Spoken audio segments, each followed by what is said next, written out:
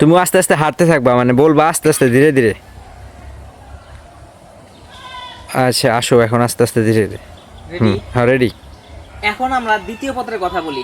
দ্বিতীয় পত্রের মধ্যে যে টপিকই তুমি দ্বিতীয় পত্রের মধ্যে তোমার সিলেবাসের মধ্যে যে টপিকের কথা বলা আছে না কেন, প্রত্যেকটা টপিকের উপরে আমি ভিডিও বানিয়ে রেখেছি। তুমি যদি বলো